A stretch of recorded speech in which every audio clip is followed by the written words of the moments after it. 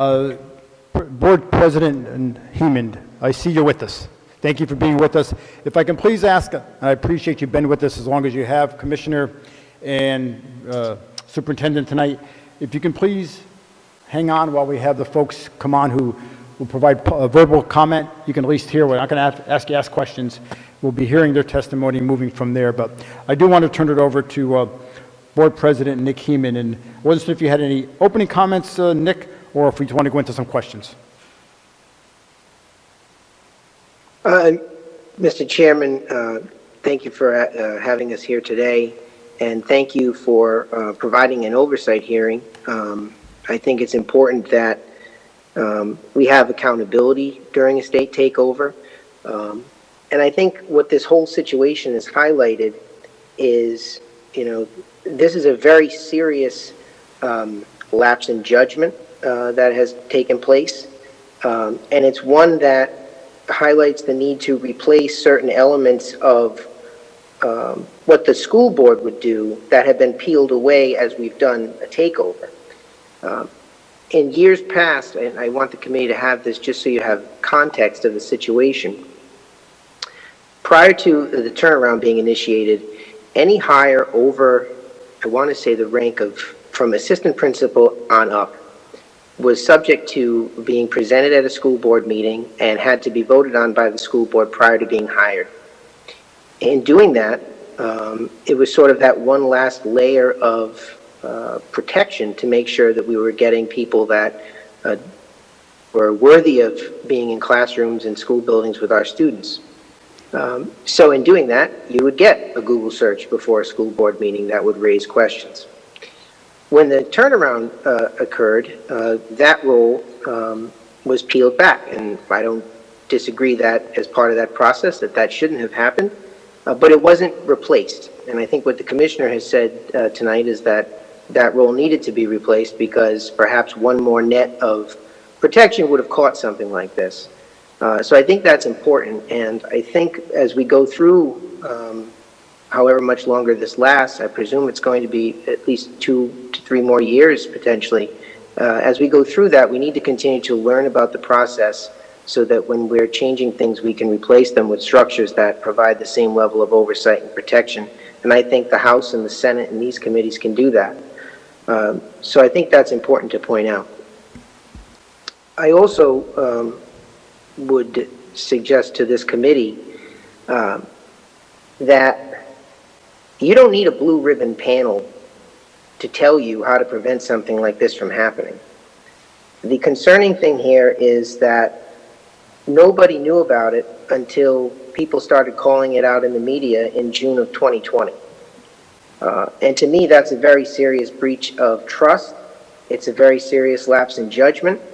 And it's not for the school board to do, but there has to be some accountability to that. It can't just be a hearing that leads to nothing. And I know that is not the reputation of this committee or this chairman, and I hope that there will be something that comes out of this. But only one person prior to hiring had this information. Had it been shared with the commissioner, had it been shared with anybody else involved in the process, perhaps the person wouldn't have been hired at all. I could tell you that I told the superintendent when I first learned about this in June of 2020 through social media and Facebook and Twitter messages that in the old days, I wouldn't have voted to confirm them. And if I found out that this had been, we had hired somebody without full knowledge of relevant and critical facts, that the result would not have been something that any of us would have looked forward to, but there definitely would have been accountability. So I think we have to learn from this process. I think we have to make sure that, the idea, we peeled back some of the elements of city governance that was obstructing progress in the district, quickly being able to hire and make personnel decisions, and we didn't replace that with anything that provided some sort of check and accountability. And I think the number one thing I take away from this is we have to find that, and we have to find it quickly. And I'm happy to answer any questions that you have or any members of this committee might have of me. to the extent that I can help you, provide that guidance going forward. Board President, thank you very much. Just to reaffirm, I think you said the board was not involved at all in this process of hiring the individual, correct? No. Okay. No.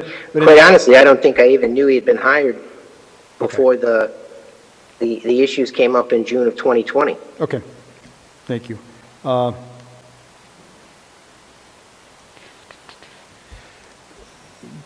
With regards to the, and this will be something we'll wrap up with later, as president of the board, obviously you're keenly aware of and keen insight with regards to where the Providence School Department needs to go as part of this, where it was, the takeover, et cetera. What kind of thoughts might you share as it relates to the takeover and the turnaround that needs to occur going forward from here, based on the incident? Well, in this incident, I think that there has to be approval akin to what the school board used to do, not from the school board. I don't think clearly that's appropriate given the orders that are in place, but whether it's the Board of Education, whether it's the Commissioner's Office, there has to be a final line of defense to make sure that we get these things right. There is no point to a hiring committee if the hiring committee doesn't have all the information. So I think in terms of hiring, it's not rocket science. It's not something we need consultants to tell us. It's that we have to make sure the right questions get asked, and not everything you need to know about a person shows up in an FBI background investigation. And you can't just rely on that. And sometimes we've had these issues occur where, we didn't know, and there was no way to know until someone came forward later on with an allegation. That wasn't the case here. What we can take away from the takeover is a question that, we could sit here 3 or 4 more hours and go through. I think the fundamental thing that I personally have learned in the last 2 years is the end result cannot simply be, in 2 years, the takeover is over and we just turn it all back over to the same institutions that were running the school districts before. The structure and interplay between the school board, between the mayor's office, between the city council, all needs to change, because if you send it back to the city, it will just be the same problems. In my personal opinion, the most productive time I've spent on this board was in the early days of the takeover, working closely with the commissioner prior to having a superintendent, and preparing the transition that we had to go through.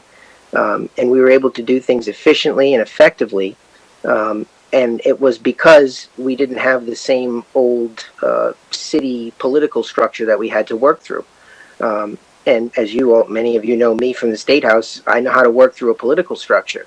But what became evident was having a board in place that was simply advising the educators involved was a really much more efficient process.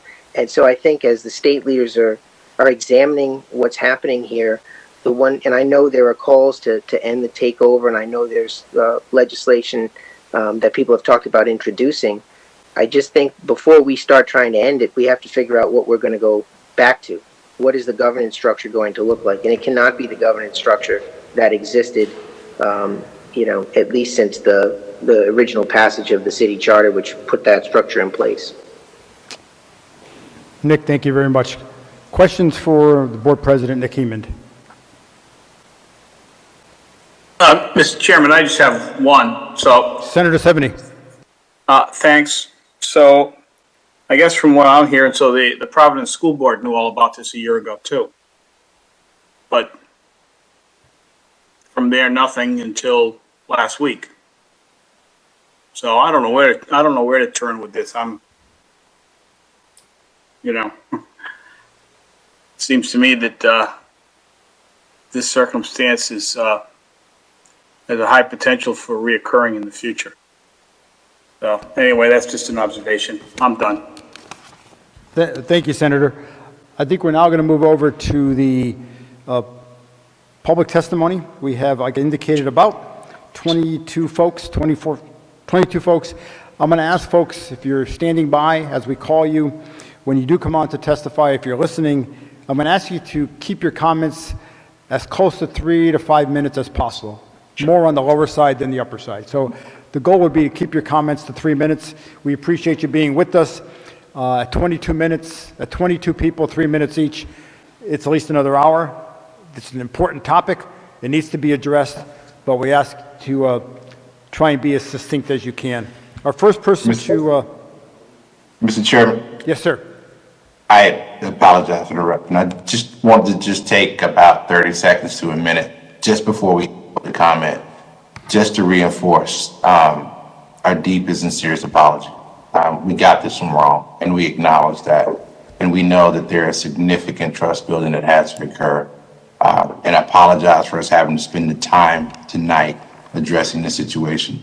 What I want you to have confidence in is that we do have a path forward. President Hemond talked a little bit about a blue ribbon panel, and that's part of it, but the blue ribbon panel is really just to analyze our structures and our processes to make them better.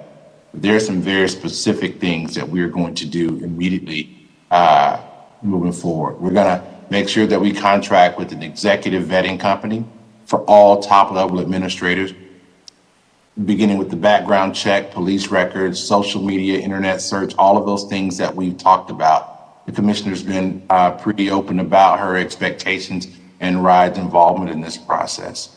After the superintendent selects a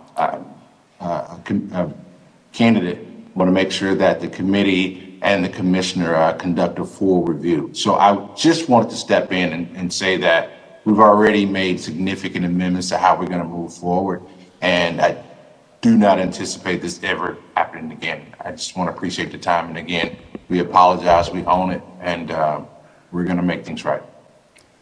Thank you, Superintendent. Much appreciated. Our first person to testify is Enrique Sanchez. Or Enrique Sanchez. I may have gotten that wrong. I apologize.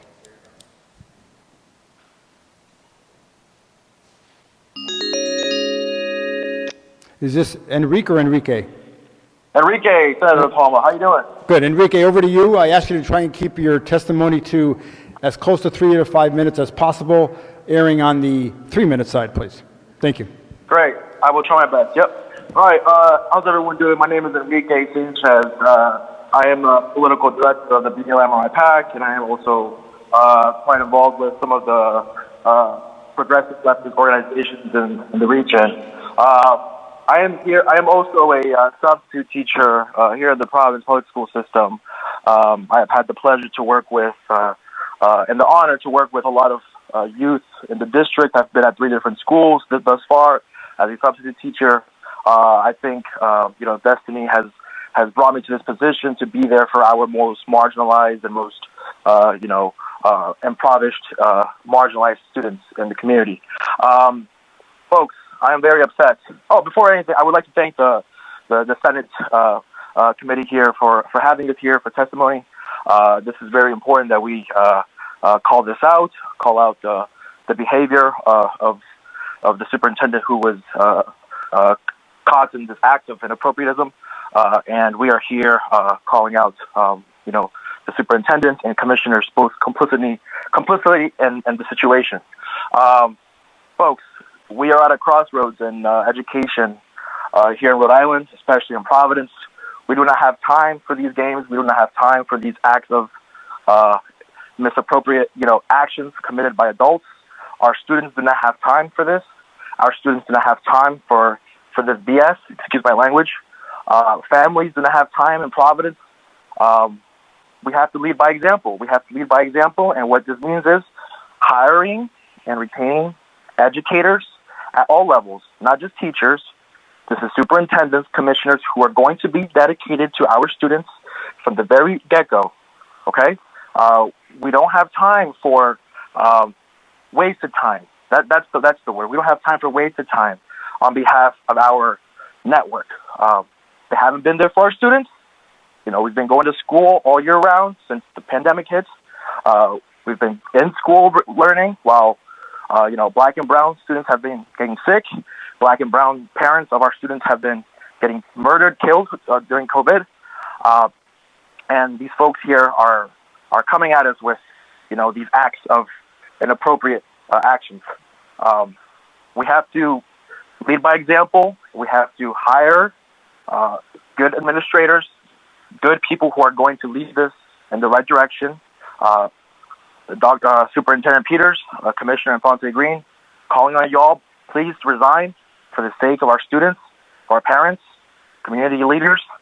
Please resign because you are hurting a lot of people in the district, a lot of people, families, individuals in the city and the state. As a person who has been there on the front lines from September to this very day, I have seen the damage that our students have been imposed on, our teachers have been imposed on, and we have to please take into consideration the future of the education of our students, and these acts and these inappropriate actions committed by people who run our district are unexcusable, and we have to move forward, but with consensus, dialogue, transparency at all fronts, not just from one front, but at all fronts. That's it for now. Thank you so much. Enrique, thank you very much. Next up is Alexandra Lucchini.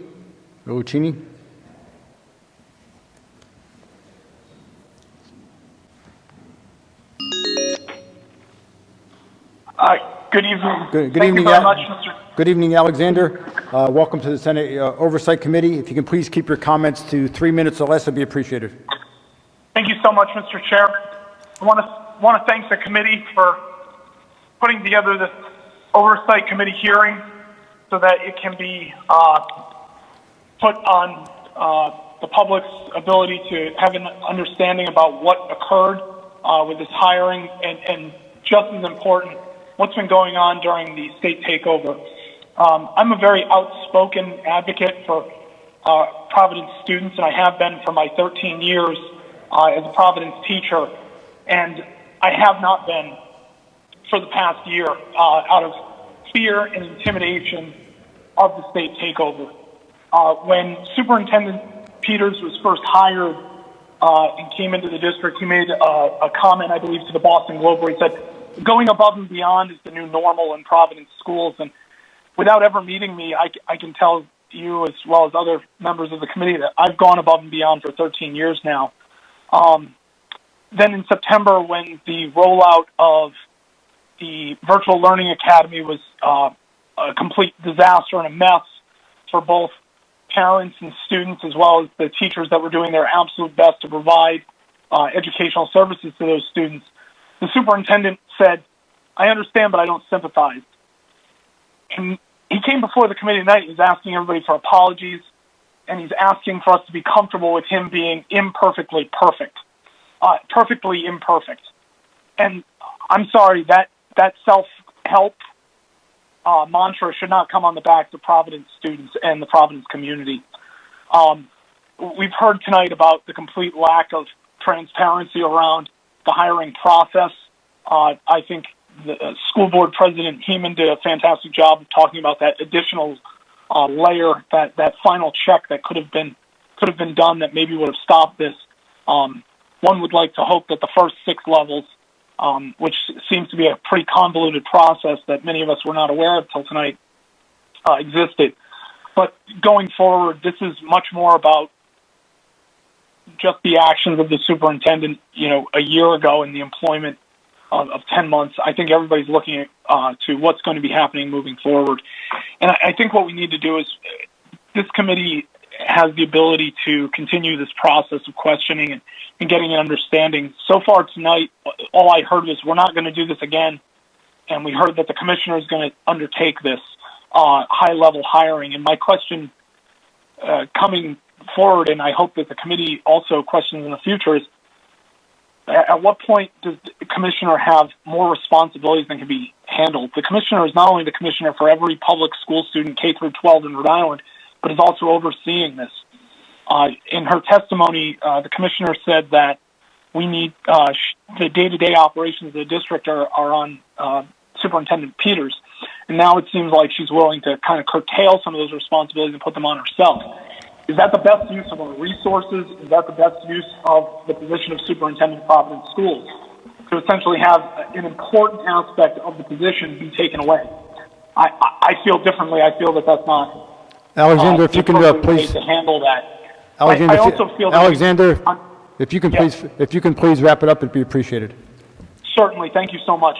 I think that what we need to do is we need to have more conversations about transparency in the state takeover, the role that both the superintendent and the commission play in this, and how this entire process seems to be convoluted and up to the decision and discretion of two individuals and is not including the public and the community and the parents and the students at all. Thank you so much for allowing public testimony and a wonderful handle of the testimony and conversation tonight. I appreciate it. Alexander, thank you and have a good evening. You as well. Next we have up Laura Lee Brady. Stand by. Good evening, Laura Lee.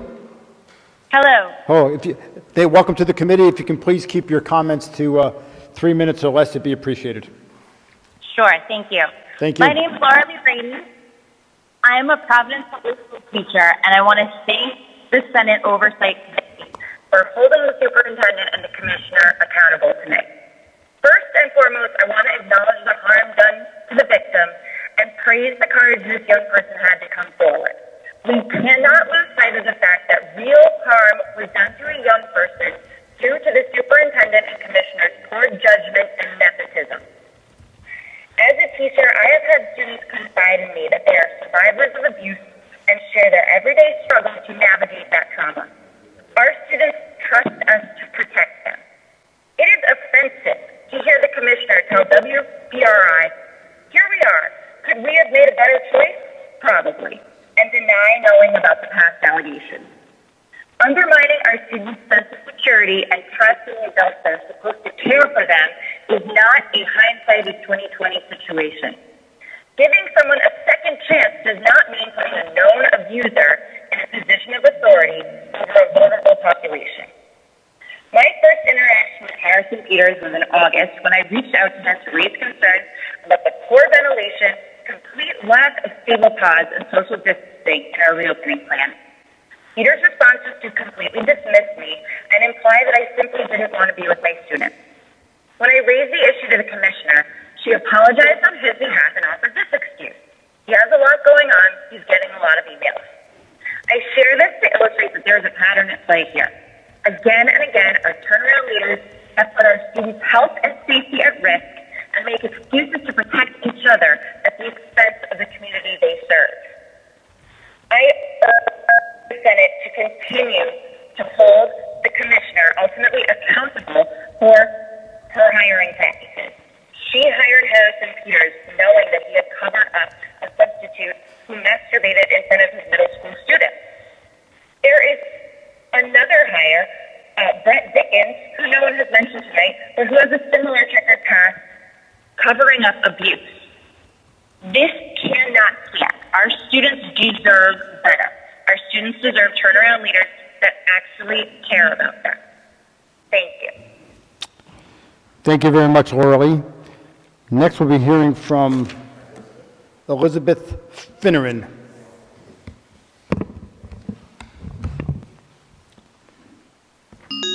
Hello? Good evening, Elizabeth. Welcome to the committee. I'd ask if you please keep your comments to 3 minutes or less. It would be appreciated. Thank you, Elizabeth. Okay. Thank you so much. My name is Liz Finneran. I've been teaching in Providence for 15 years, and I thank you for allowing this public comment. I'm actually grateful to Mr. Peters because he has shown the world how easy it is for pedophiles to infiltrate the places where children are supposed to be safe, and how much denial he and his boss have about child molestation. Peters has stated explicitly that because Alege was not arrested in Florida, that standard of care good enough for the children of Providence. I'm going to restate that.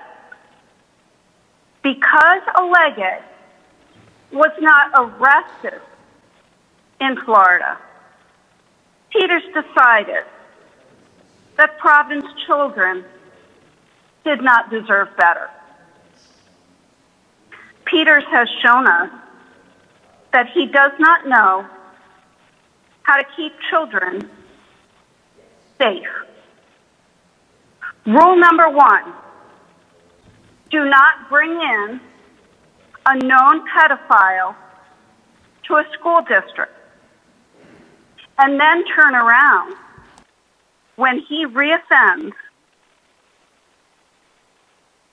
and say that the district has to look more closely at its hiring practices.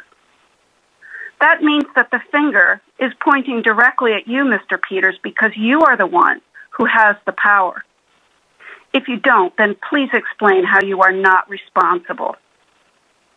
Peters has also shown us that he does not know that all teachers are mandated reporters of child abuse. The reason why reports to DCYF are so much lower since March of 2020 is because the first people who see these signs are teachers. Because that interaction has been reduced, reports are lower. Teachers are trained to see and follow up on obvious and subtle signs of abuse. Teachers know more than Mr. Peters because we know that a report of multiple boys being fondled in private behind closed doors is more than a red flag. Peters thought it was okay to bring this predator into Rhode Island because Abeleda wasn't arrested, and now he wants to look at Alege's date book? Tell that to the young man in Warwick, face to face, I dare you.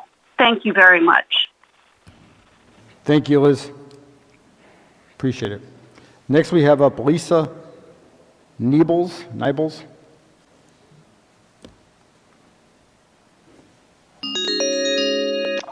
Good evening, Lisa. Welcome to Senate Committee. I'd like to ask if you please keep your comments to 3 minutes or less. It would be appreciated. Okay. Thank you, Lisa.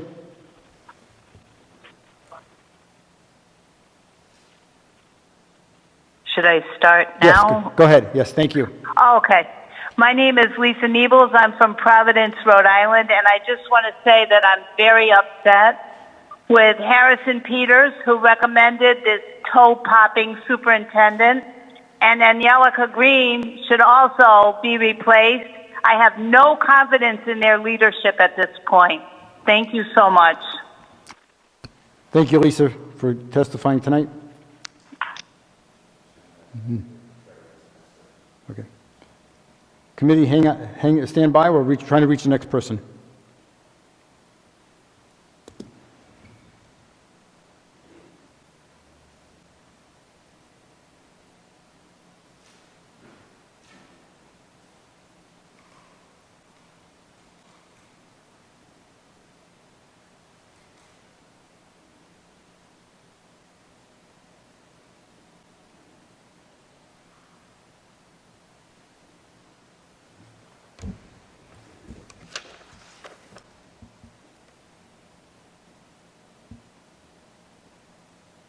Stephanie Views?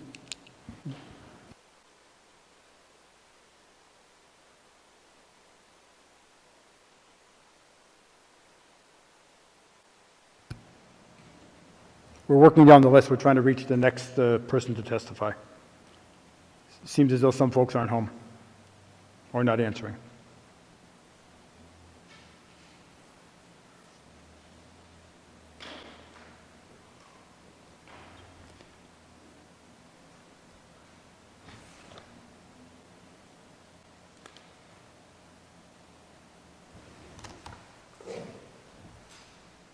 Stand by.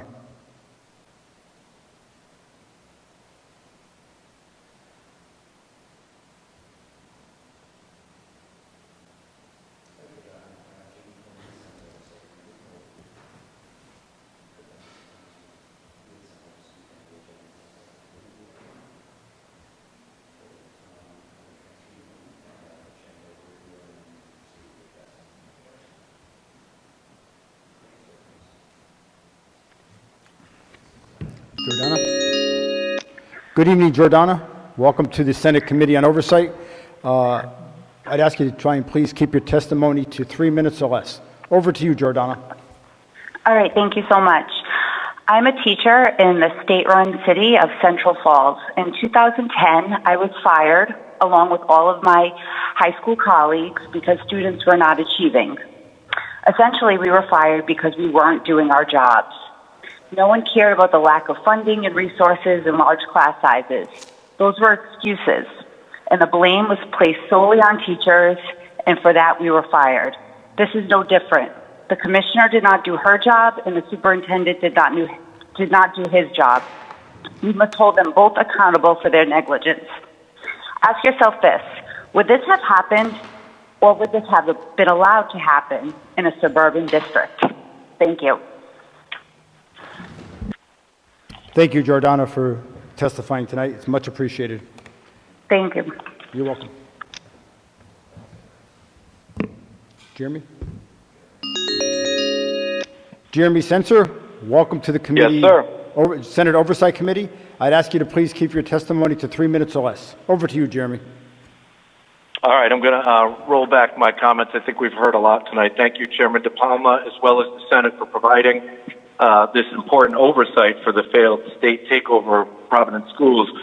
And I'd like to definitely remember why we're here in the first place, and that's because a child here in Rhode Island was abused, and it was avoidable.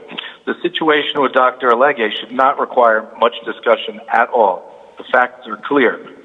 The commissioner empowered the superintendent to create a network of well-connected individuals to implement a system of loyalty and following orders being the main criteria. Student safety was absolutely ignored. It should be noted that the commissioner publicly insulted the Rhode Island way, yet her hand-picked superintendent showed us that the network way is much worse. The network way brought us a person with a known pattern of abuse. This person harmed at least one child that we know.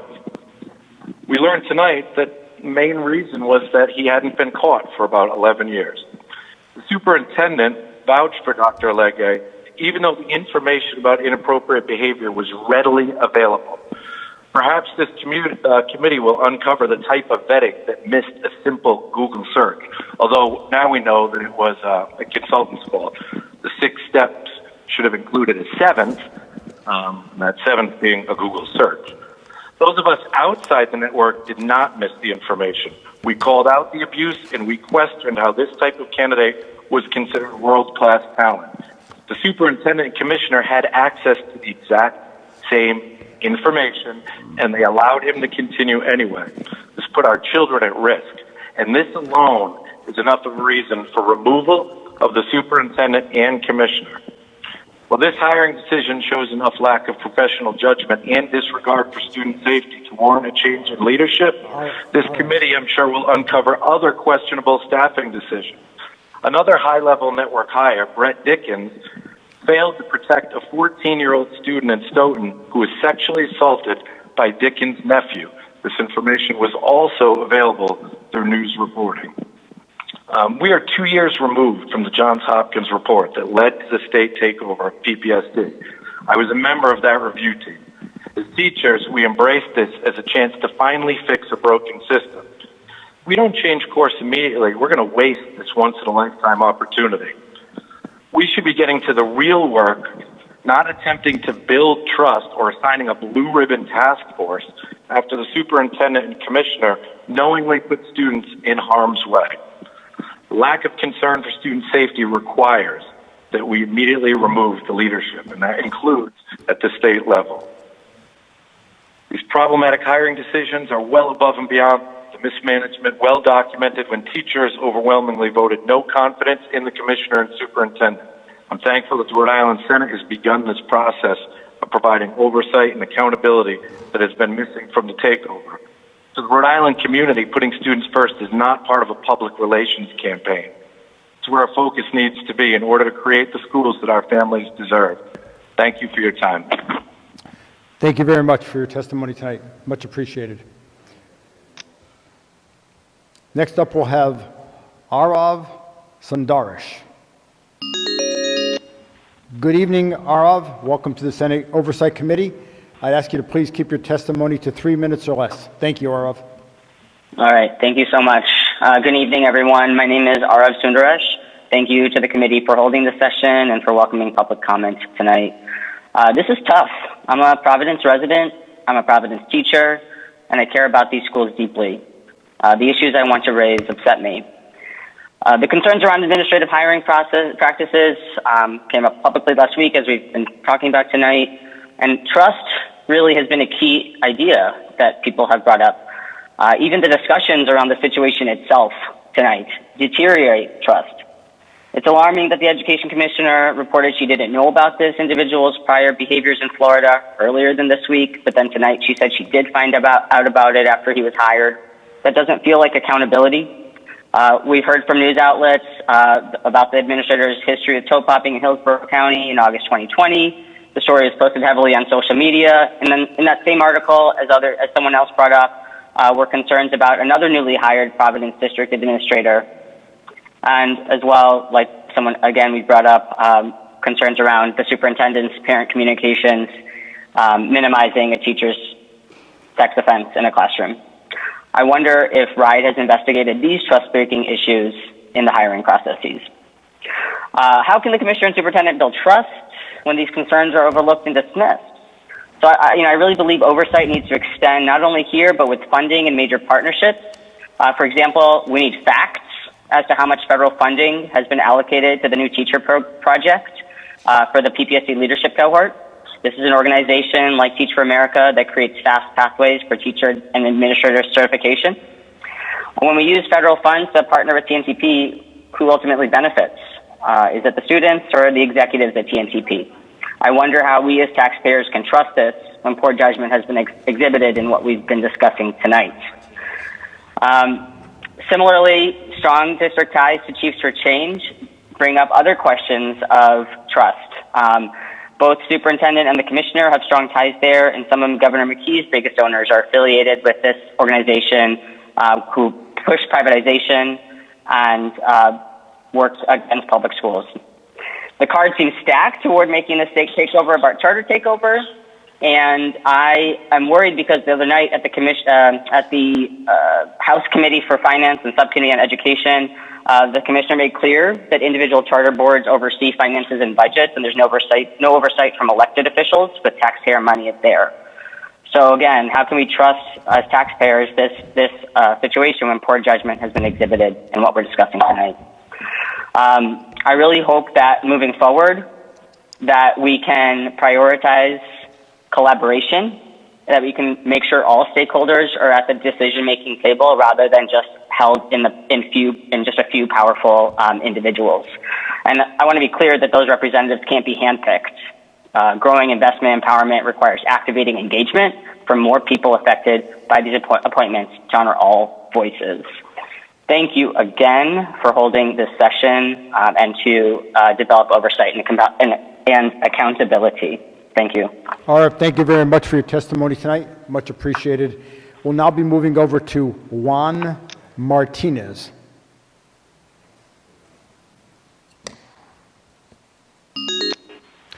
Good evening, Juan. How are you tonight? Good. Juan, if you can please, welcome to the Senate Committee on Oversight. If you can please keep your comments to 3 minutes or less, it would be greatly appreciated. Absolutely. Okay, so my name is Juan. I'm calling to support Superintendent Peters. I don't think now is the time to reconsider yet another change in Providence, as under his leadership, students of color in our community are finally seeing some progress that it obviously needs. I would also like to point out that testifying today felt very swept under the rug, and I know that a lot of the parents like myself would have called to support the superintendent in his role. I feel that having Superintendent Peters step down from his role is not only racist, but unjust, and I'd like to express my deep support for him on behalf of my children and my community. Thank you. Thank you, Juan, for testifying tonight. Is appreciated. We're working to try to reach the next person.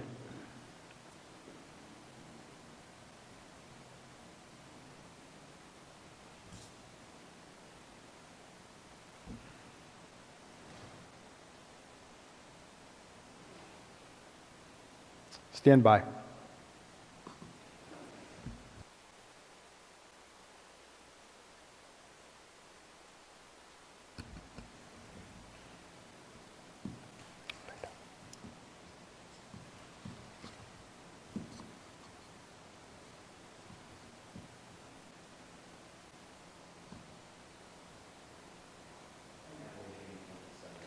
Standby committee.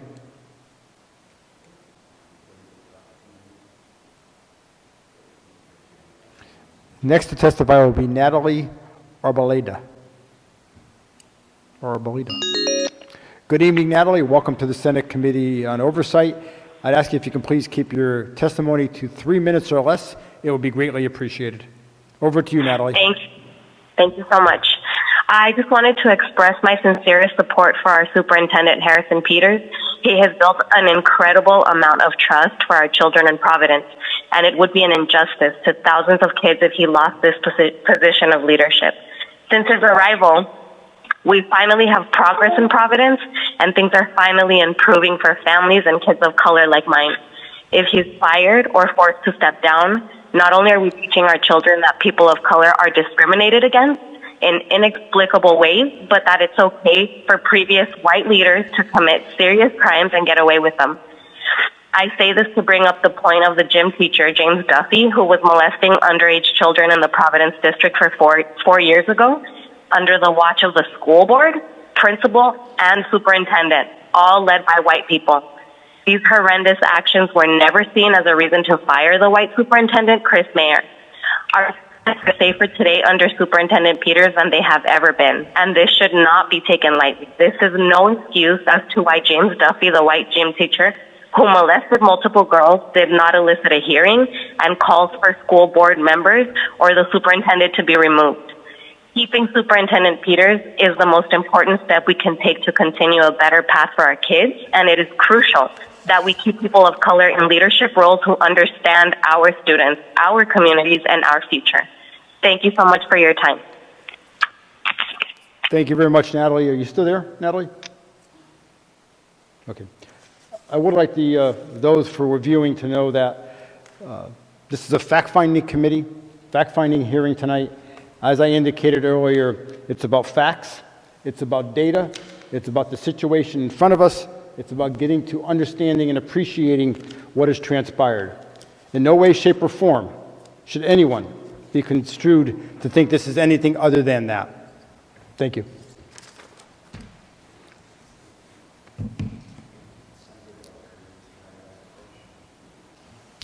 Senator Del Cruz. Sorry, I just saw your hand up. That's okay. Thank you, Chairman DePalma. You know, racism is a serious accusation and should be obviously dealt with because there's no place for it in society whatsoever. But I'd like to point out that the letter that was penned to this committee was done so by Black and Latino members in addition to white members. So to throw that term around really diminishes how severe that charge is. And it's disappointing to hear people call in and just flippantly use that term. Thank you, Senator. Thank you, Senator. Next we have Jamie Maya Chavez Aiken. I think if I did that correctly.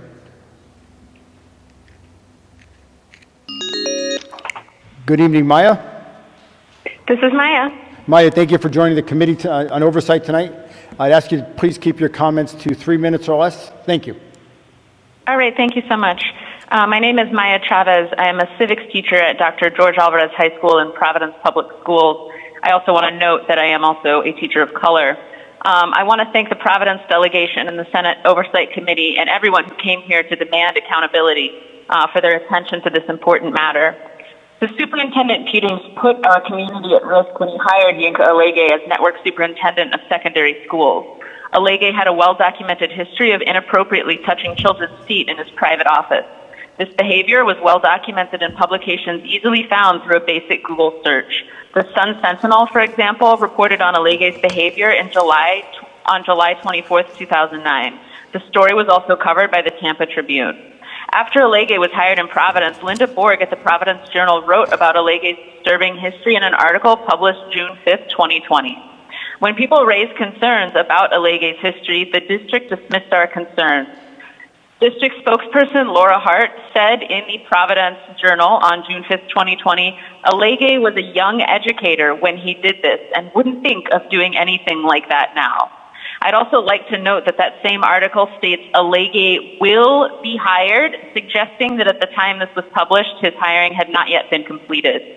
When a lege was arrested on April 20th of this year, Superintendent Peters responded by placing a lege on paid leave. Peters only asked for a lege's resignation after the April 20th assault became public knowledge. A lege's hiring was an egregious and unacceptable choice on the part of Superintendent Peters. Superintendent Peters should be immediately removed from his position.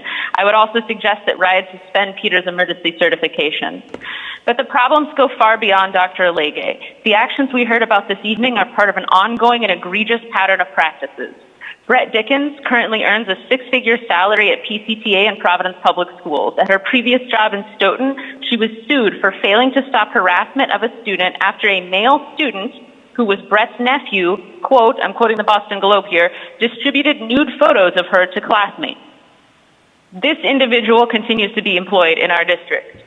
Peters himself should never have been hired. In April 2017, the West Tampa Bay ABC Action News reported that Peters had failed to notify parents after a sex offense took place in the district where Peters was chief of schools.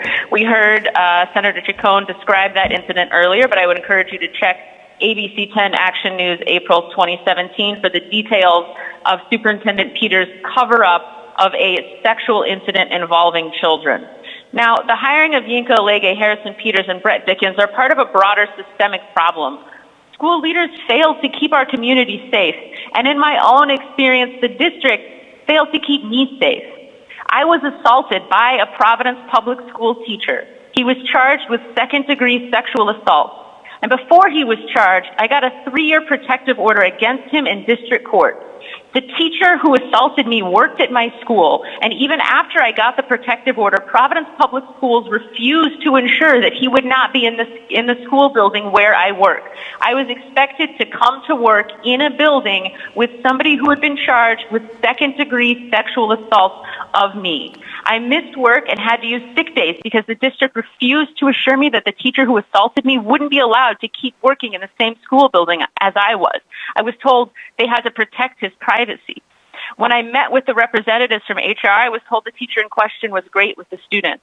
In fact, the only person who took action was Commissioner Infante Green, who intervened immediately when I sent a letter to her explaining the situation. My first day back at work, Providence Public Schools HR scheduled 9 interviews with my colleagues regarding events involving myself and the person who assaulted me. They had weeks to investigate and waited to my first day back so that the school was abuzz with news and discussion of the sexual assaults that I had been the victim of. What's happening in our schools, it's not just about Lege or Peters or Brett Dickens. It's about institutional betrayal. Institutional betrayal, according to the American Psychological Association, is when trusted and powerful institutions such as schools, churches, the military, and government act in ways that visit harm on those dependent on them for safety and well-being. Students and teachers are by definition dependent upon schools for safety and our well-being. Institutional betrayal occurs when an institution causes harm to an individual who trusts or depends upon that student. Institutional betrayal may remain unchecked when performance is valued over or divorced from well-being of members, as it sounds was the case involving Peters and Lege and perhaps Dickens. We also, when institutional betrayal occurs, it often coincides with attempts to silence dissent, which we saw happen in our district. Negative repercussions for reporting abuse can have a direct silencing effect, e.g. victims withdraw complaints, but also feed back into the institutional culture to discourage future reports. So not only did Peters' decision to hire Lege lead to a situation in which Lege made students unsafe, it contributed to a broader toxic, unsafe situation in which we tolerate individuals who leave children unsafe, who do not do their legally mandated responsibility to report these incidents, and who fail to inform parents about the safety of their kids. It's time to remove the individuals who are complicit in allowing unsafe individuals to work in our schools. We must thoroughly investigate and seek to identify and support any victims who have not come forward with reports. We must also dismantle, I'm almost done, we must also dismantle the structures that allow this instance. Yes? If I can ask you to please wrap up. Thank you. Like 3 more sentences, thank you. We must also dismantle the structures that allow this institutional betrayal to take place. We need to ensure that there are clear, transparent hiring practices in place to ensure the safety of our community. We need to ensure that there are clear policies and protocols in place to protect the safety of our staff and students. We also need to ask serious questions about the role of consultants in our education system. Finally, I would like to point out that the same school leaders who said it was safe to have people like Dr. Alege in our schools are the exact same ones saying it's safe to learn in person during the pandemic. Thank you very much for your time. I appreciate your attention to this important issue. Good night. Thank you, Maya. Have a good night. Next up, we'll have Estella Abeleda.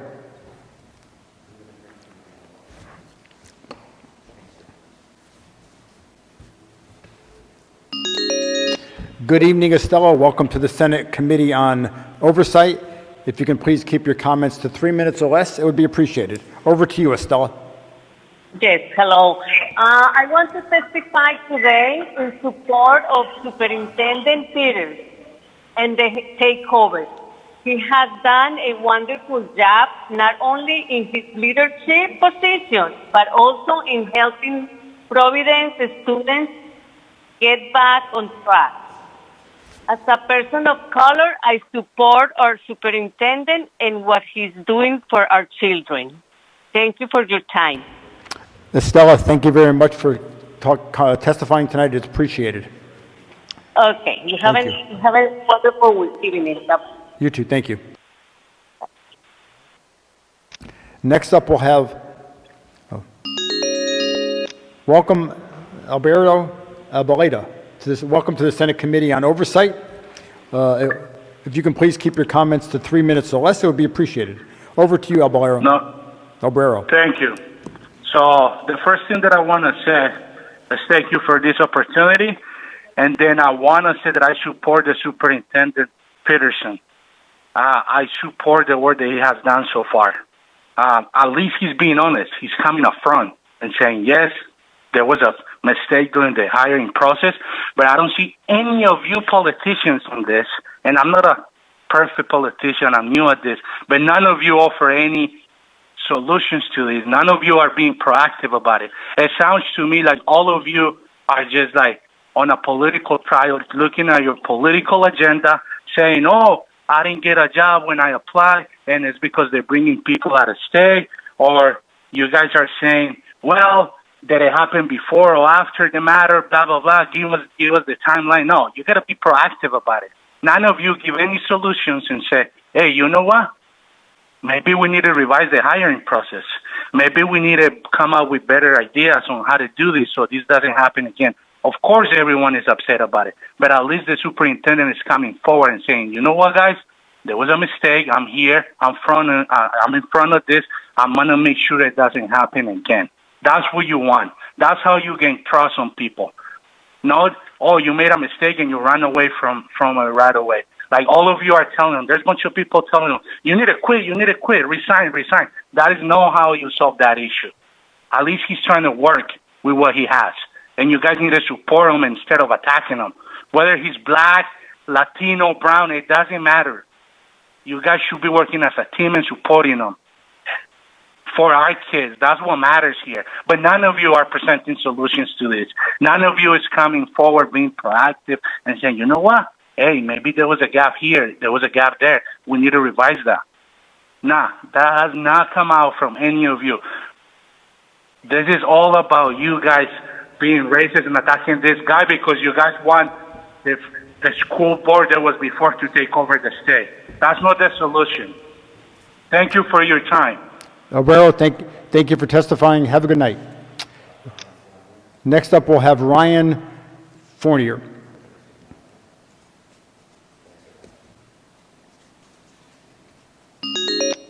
Good evening, Ryan. Welcome to the Senate Committee on Oversight.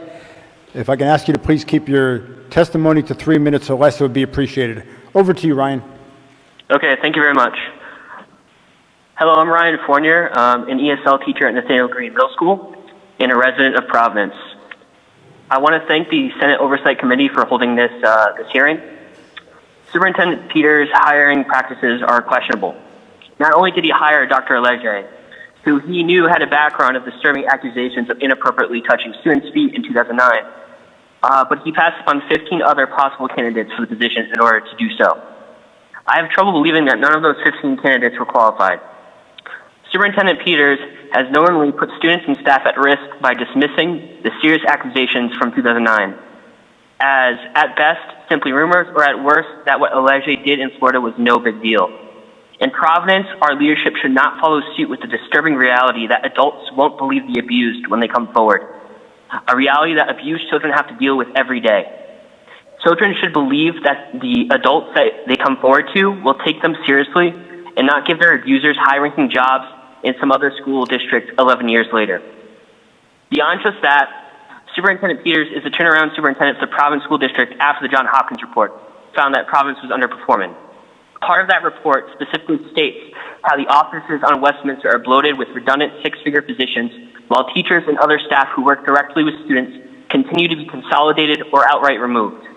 Is there a reason why we need a director of innovations, a director of school innovations, and a director of innovative programs, but we couldn't seem to find a place for middle school culture coordinators who acted as extraordinarily important mentors within our community for our students?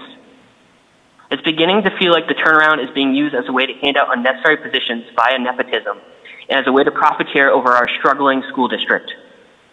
Thank you for your time. Have a good evening. Thank you very much.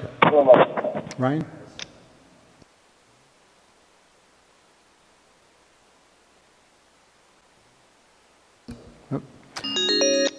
Next up, we have Melissa Babcock. Melissa, welcome to the Senate Committee on Oversight. If I can ask you to please keep your testimony to 3 minutes or less, it would be greatly appreciated. Thank you. Hi. Over to you, Melissa, whenever you're ready. Hi, can you hear me? We can. Okay, wonderful. So, what I wanted to say tonight and where I wanted to start was Commissioner Infante Green. She said tonight that she was not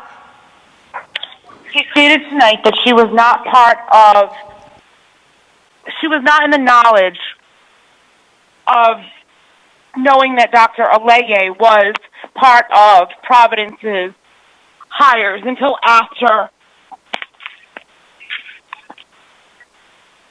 Sorry, I have an echo. So she didn't know that Dr. Abeleda was hired, but she, back in 2019, when the turnaround plan was coming out, had guaranteed that personnel decisions would all stop at her. So all of the things that have been done here in Providence can be attributed back to, good, bad, and ugly, to Commissioner Infante Green. When it comes to our current superintendent, who doesn't even have the certification to do the job, is working under an emergency cert, as has been stated tonight, I have brought concerns to him several times this year. One of them about the firing of teachers with much needed MLL certifications and teachers of color, because in his words, they were not quality teachers. There's a difference, he told me, between being qualified and being quality. And I needed to know the difference between the two. Wouldn't I agree, is what he said to me. I'm going to read you his statement from what he sent me through email when I addressed my concerns about teachers who had evaluation scores of 3 and 4, have never had a warning, and have been working for the district for between 2 to 3 years doing this job, day in and day not out, without so much as ever having anyone question their quality of character until Dr. Peters came in here. So,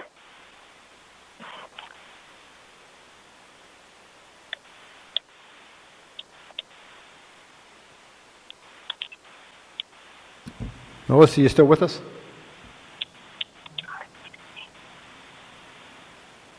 So sorry. So he told me, thanks so much for reaching out. I'd like to offer a word for your consideration. Quality. I'm not speaking of the teachers you referenced in your message, but these are my general thoughts. Color matters, but quality does as well. If you are black, white, or whatever, and you are not of quality, after receiving documented support, then I support termination. In my estimation, qualified and quality are very different terms. Just because you check the box of qualifications does not mean you are quality. In your situation, I would caution you around making these assertions unless you have data around why they were terminated. What you have described is not equity, it is equality. I'm happy to chat offline. Tonight I heard Mr. Peters say repeatedly how in his 6-step process that Dr. Abeleda was beyond qualified for this position, but he himself, in his own words to me on March 6th, told me there was a difference between being qualified and being a quality teacher or administrator. And he needs to start standing by his words. I demand, as a teacher in Providence, who has been looking out for parents and students and fellow teachers all year, that both AIG and HP make the decision that we all need them to do to rebuild trust and resign. Thank you. Thank you, Melissa. Have a good night. Certainly last and not least for testifying tonight is Mary Beth Calabro.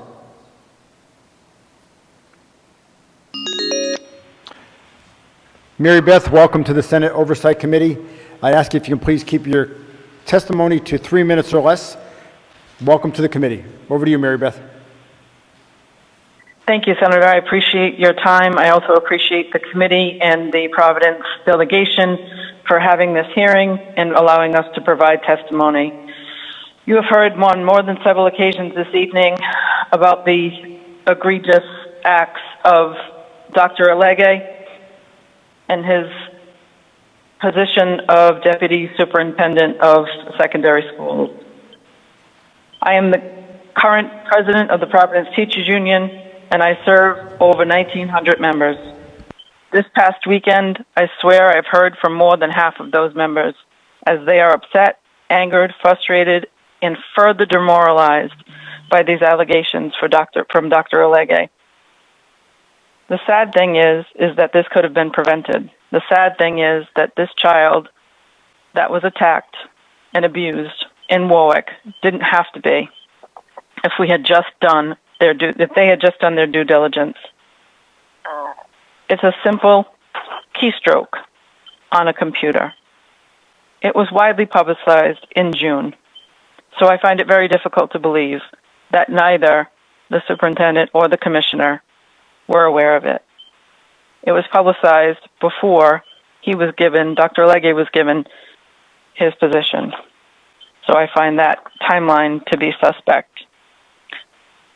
But I also find that we've also had several other highly suspect hires in the upper echelon of the network.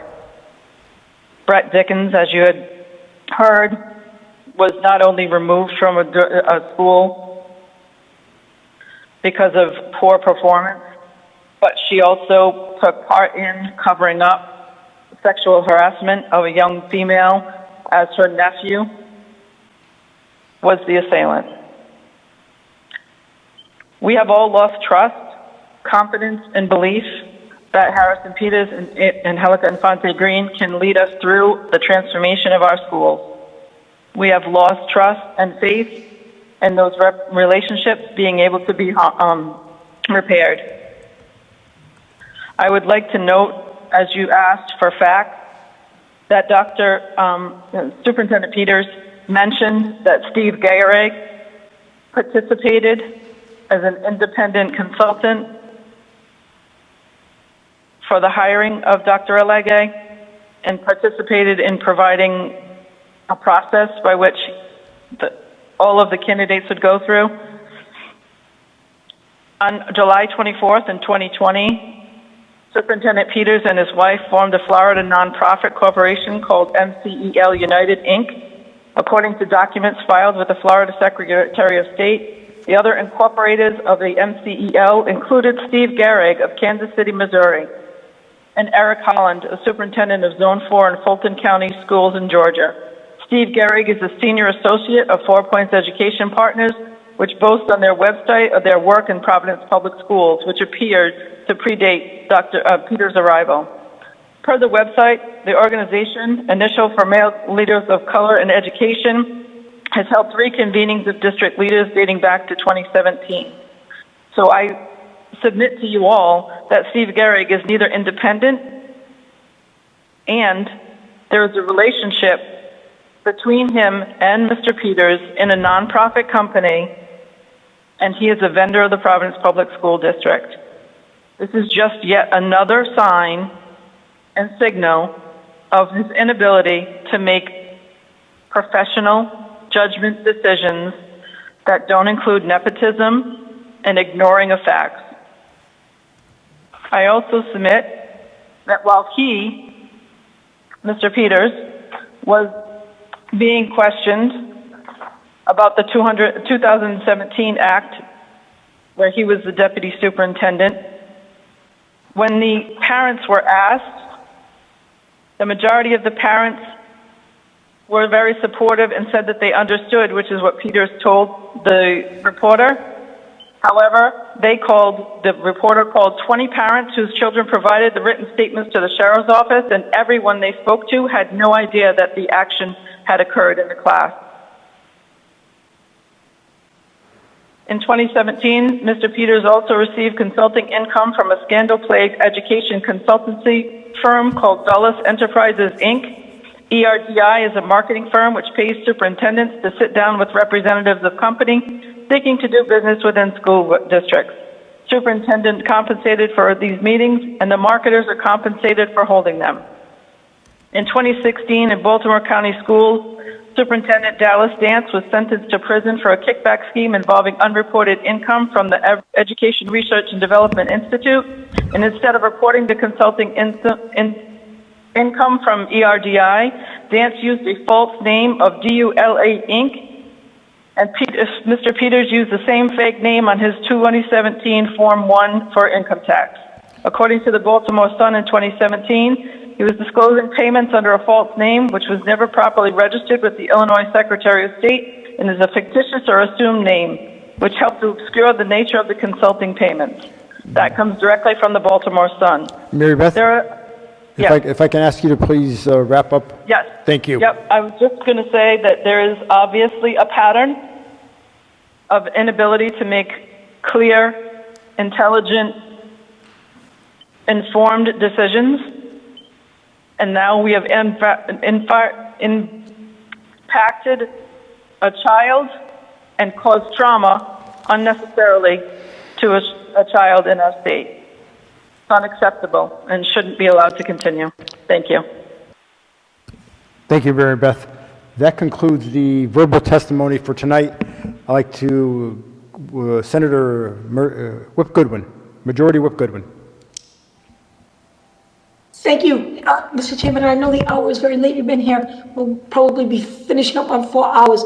So I don't want to belabor the point. I just wanted to follow up on 2 things for a brief moment. For the call to support Superintendent Peters that made the allegations of potential, like some of these discussions were racist, and he brought up an individual, James Duffy, physical education teacher in Providence, that nothing happened to any of the individuals. That's not true. And this did not occur under the state takeover. Have nothing to do with Commissioner Alfonte Green or Superintendent Peterson, but I just wanted to rebuke that statement because it's just simply not true. James Duffy was charged with 5 counts of child molestation, and the principal was fired. I happen to know this because it's near and dear to my heart. It's the elementary school, Harry Kazarian, that's a few doors up from my home. So I just wanted that for the record.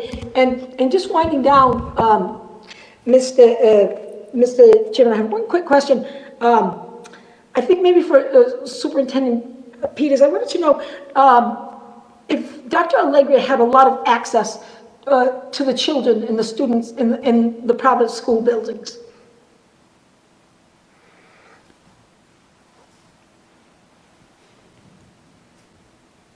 Thank you.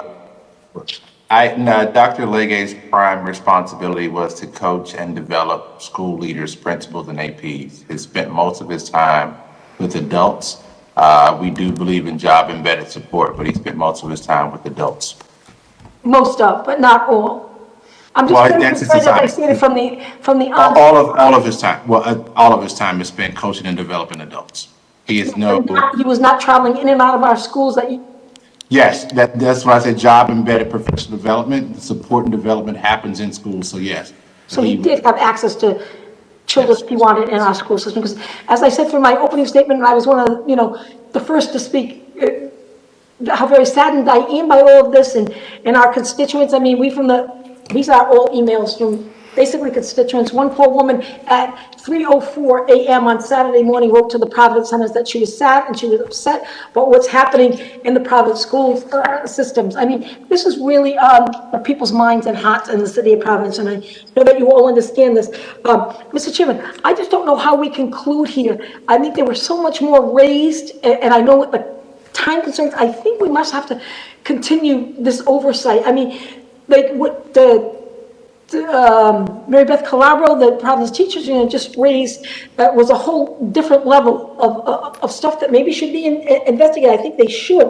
And I mean, some of the allegations made and brought forward by Brett Dickinson, the HR director, or whatever her title is, and Senator Bell's concerns about achievement first. We need some more answers, but I just don't want to belabor any time. Just thank you all. Thanks to my Providence colleagues in the Senate, and to you, Mr. Chairman, and all the members of this Oversight Committee. And thank you for appearing, Commissioner, and to you, Superintendent Peters. Thank you very much. We're happy to follow up with any questions or any other concerns. Happy to do that. Please let us know. To do it in a formal way. Thank you, Superintendent. Thank you, Mr. Chairman. Majority Whip Goodwin, well said. As I indicated earlier, this is the first in a series of Senate oversight hearings on the state takeover of the Providence Public School Department. Unfortunately, this is the first one that needed to happen the way it did on the topic that it is. But I've always said to folks, we are not going to shy away from our accountability and the responsibility for which we've been duly elected, entrusted to accomplish. There will be difficult situations, more like this. Unfortunately, when the buck stops in our lap, we're going to accept the charge and take the charge forward. And Madam Whip, as you indicated, the situation in Providence several years ago was a Providence situation. Yes, this is a Providence situation as well, but the current situation is the state has accountability, and I say those words succinctly and definitively, accountability for the Providence Public School Department and the thousands, the tens of thousands, as you well know. I'm not telling you, Madam Whip, anything you don't know, or the folks in Providence that you've lived here all your life, and you take very seriously. So there will be follow-up hearings that will be conducted to take and look at some additional areas that were brought up tonight and some other areas as well. I want to thank Commissioner and your team for being here, Superintendent and your team for being here, President Board Nick Hemond for being here. But I want to summarize and finish, as I indicated, and I promised I would, and I will try and be very succinct. We talked about the 6 words I mentioned earlier: judgment, trust, confidence, history, risk, and gamble. I think adding to those tonight, there's a few statements I want to make. We as a state are accountable. We take our role, we as a General Assembly take our role extremely seriously.